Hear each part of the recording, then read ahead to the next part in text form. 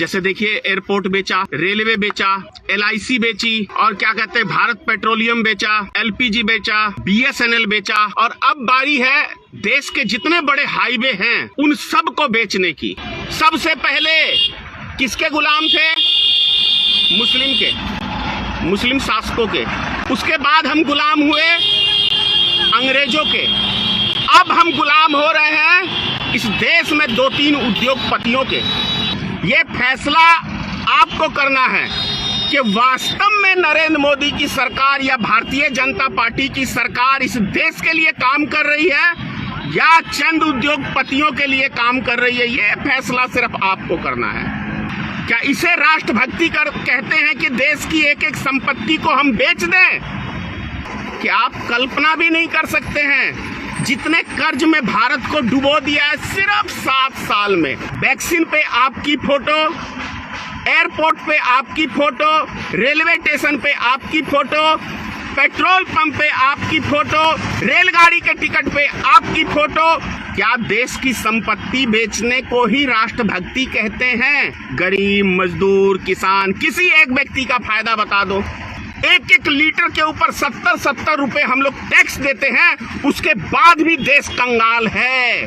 कहां जा रहा है हमारा पैसा, ये सोचो।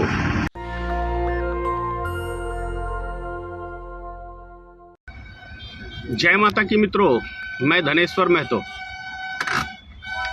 भक्तों के लिए बहुत बड़ी खुशखबरी है। श्रीमान नरेंद्र मोदी की सरकार ने देश की एक एक संपत्ति बेचने का फैसला कर लिया है। वास्तव में कांग्रेस पार्टी को सत्ता चलाना नहीं आता था, तभी तो जो काम 70 साल में कांग्रेस नहीं कर पाया, सिर्फ 7 साल में वो मोदी सरकार ने करके दिखाया है। जैसे देखिए एयरपोर्ट बेचा, रेलवे बेचा, LIC बेची और क्या कहते हैं भारत पेट्रोलियम बेचा, LPG बेचा, BSNL बेचा और अब बारी है देश के जितने बड़े हाईवे हैं उन सब को बेचने की। तो भक्तों के लिए है ना खुशखबरी। भक्त सब इसी को राष्ट्रभक्ति कहते हैं कि मोदी जी राष्ट्र के लिए जीते हैं। अब तो आप लोग को समझना है कि मोदी जी राष्ट्र के लिए जीते हैं या अडानी और अंबानी के लिए जीते हैं। ये फैसला आपको करना है, क्योंकि अब जब रोड हाईवे देश का गिरवी हो जाएगा तो सफर जो हम लोग करते हैं, टोल टैक्स अभी बेतहाशा वसूली हो रही है। टोल टैक्स कम से कम सीधा आपका डबल होने वाला है बहुत जल्द। तो है ना भक्तों के लिए खुशखबरी।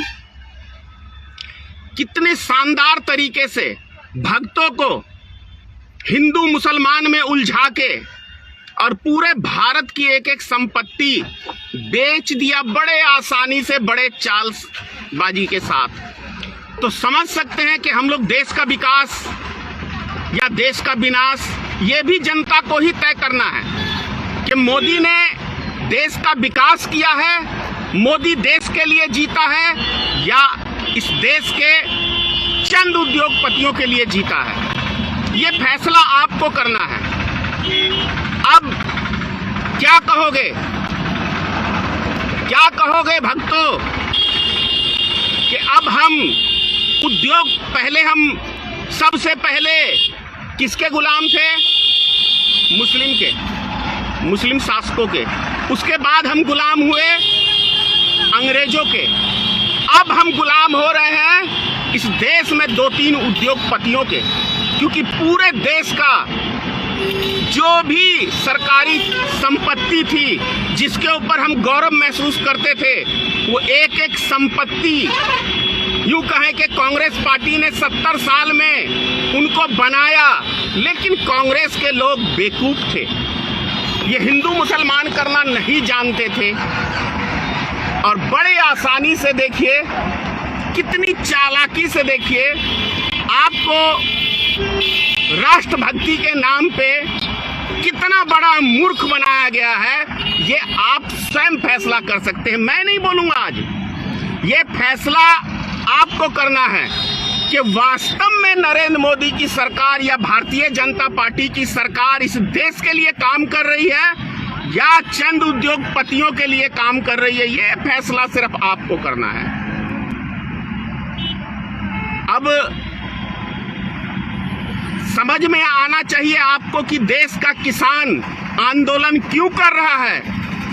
इससे आपको समझ में आनी चाहिए कि जो सरकार सिर्फ 7 सालों में देश का कोई भी संपत्ति ना बैंक संभाल पाए, ना किसी सरकारी कोई कंपनी को संभाल के रख सके, वो देश चलाने की बात करते हैं, वो राष्ट्रभक्ति की बात करते हैं। क्या इसे राष्ट्रभक्ति कहते हैं कि देश की एक एक संपत्ति को हम बेच दें? बेच के उसके बाद क्या देश की जनता बची है बेचने के लिए?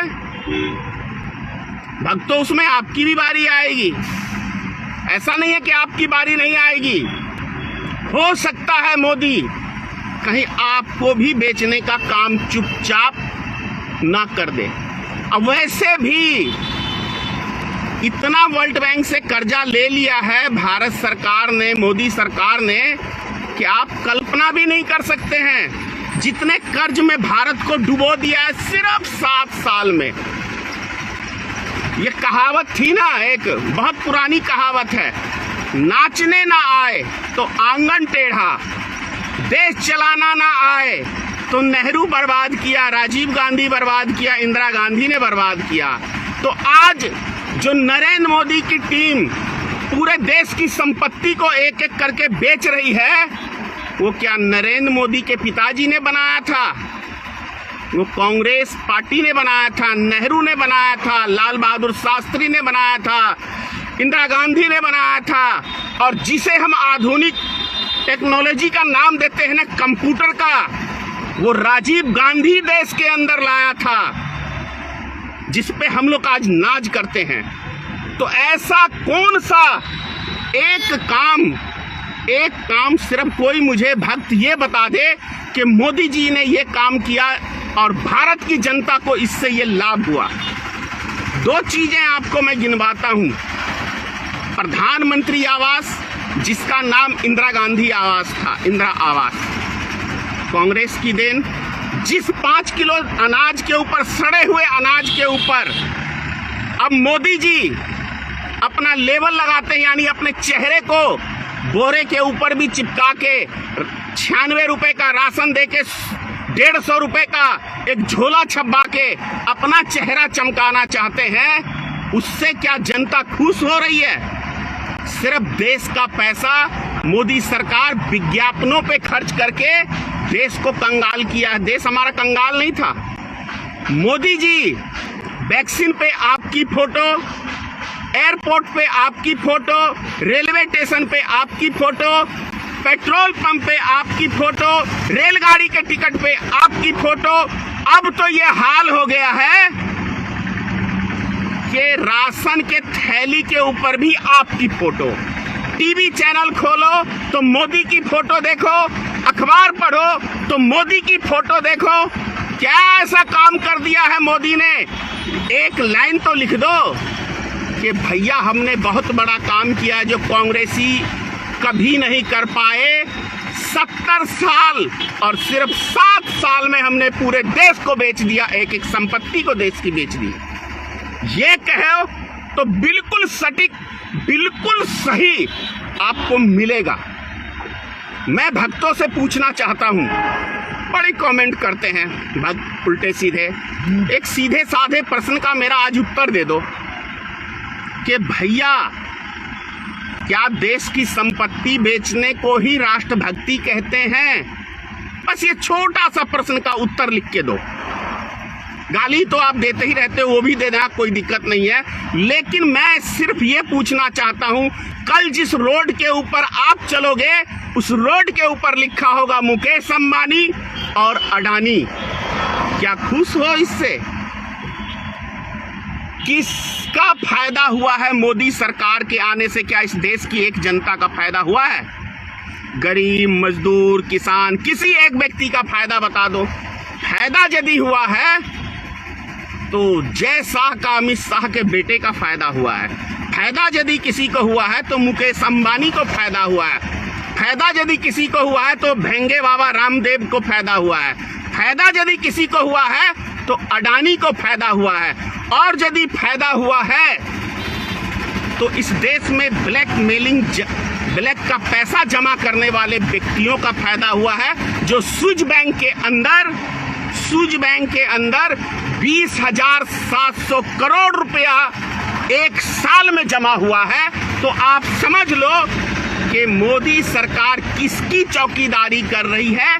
देश में जितने माफिया हैं, जितने ब्लैकमेलिंग वाले व्यक्ति हैं, जितने काला धन के मालिक हैं, उनका धन बढ़ाने के लिए मोदी सरकार आई है और उसका फायदा पहुंचा रही है, ना कि आपका फायदा पहुंचा रही है।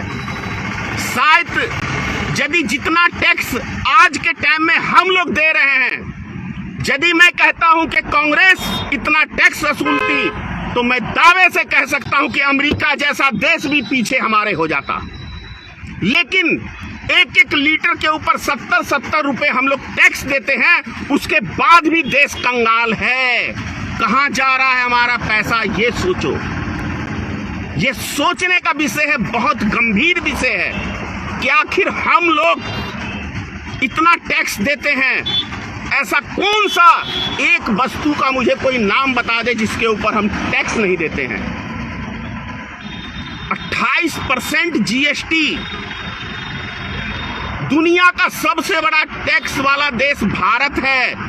इतनी वसूली दुनिया में कोई मुल्क टैक्स की वसूली नहीं करता है जितना अभी वर्तमान में भारतीय जनता पार्टी की सरकार टैक्स वसूली करती है। उसके बाद भी हमारा देश कंगाल है। तो पैसा कहां जा रहा है? सिर्फ 2 जगह मोदी का चेहरा दिखाने में खर्च हो रहा है और देश का पैसा विदेश में स्विस बैंक के अंदर जमा हो रहा है। ये है सच्चाई देश की।